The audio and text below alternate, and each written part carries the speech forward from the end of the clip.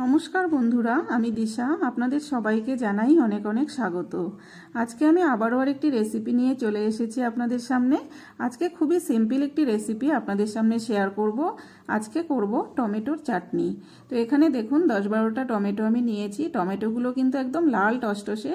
তো দেখুন টমেটোগুলোকে সবার প্রথমে কিন্তু আমি ধুয়ে পরিষ্কার করে নিয়ে লম্বালম্বি করে 4 টুকরো করে কেটে নিয়ে কড়াটা বসিয়ে দিয়ে কড়াতে পরিমাণ মতো জল দিয়ে তার মধ্যে দিয়েছি সামান্য একটু নুন দিয়ে টমেটোগুলো দিয়ে একটা ঢাকনা দিয়ে ঢেকে সেদ্ধ করে নিচ্ছি। ঢাকনাটা প্রথমে তুলে দেখে নিলাম যে টমেটোগুলো খুব ভালো সেদ্ধ হয়নি, আর একটু হবে, সেজন্য আমি আবারও কিন্তু নাড়াচাড়া করে ঢাকনা দিয়ে ঢেকে দিয়েছিলাম। তো এবার দেখুন টমেটোগুলো কিন্তু খুব সুন্দর সেদ্ধ হয়ে গেছে। এখন আমি একটা ঝাঁঝরি থালার মধ্যে ঢেলে নিলাম, নিয়ে ঠান্ডা করে নিয়ে এখন হাত দিয়ে এভাবে কিন্তু ঘষে ঘষে আমি টমেটো থেকে জুসটা বের করে নেব। আর যে ছিবড়েগুলো বেরোবে সেগুলো কিন্তু ফেলে দেব। তাই দেখুন কতগুলো থেকে কতটুকু হয়ে গেছে, ছিবড়ে অনেকটাই বেরিয়ে গেছে। আর এখানে দেখুন টমেটোর জুসটা দেখতে কিন্তু অসাধারণ লাগছে। তো এবার আমি আবারও কড়াটা ধুয়ে বসিয়ে দিয়েছি, দিয়ে পরিমাণ মতো সর্ষের তেল দিয়ে দিলাম। দিয়ে এখানে ফোড়নে দিয়েছি 2টো গোটা শুকনো লঙ্কা, 1/2 চামচ 5 ফোড়ন, 2টো তেজপাতা, সামান্য একটু থেতো করা আদা দিয়ে ফোড়নটা ভাজা করে নিয়ে এর মধ্যে আমি টমেটোর জুসটা দিয়ে দিলাম।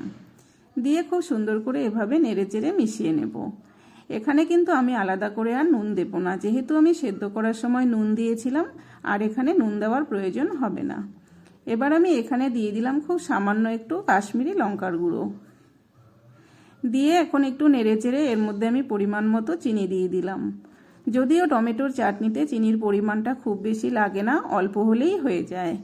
এবার আমি দিয়ে দিয়েছি এখানে ভাজা গুঁড়ো মশলা। এখানে ধনে, জিরে, মৌরি, শুকনো লঙ্কা সব কিছু ভেজে আমি কিন্তু এখানে একটা গুঁড়ো মশলা তৈরি করে রেখেছি, সেখান থেকে আমি 1/2 চামচ দিয়ে দিলাম। দিয়ে খুব ভালো করে মিশিয়ে নিয়ে কিছুক্ষণ ফুটিয়ে নিয়ে ঢেলে নিলাম। তো রেসিপিটি আপনাদের কাছে কেমন লাগলো?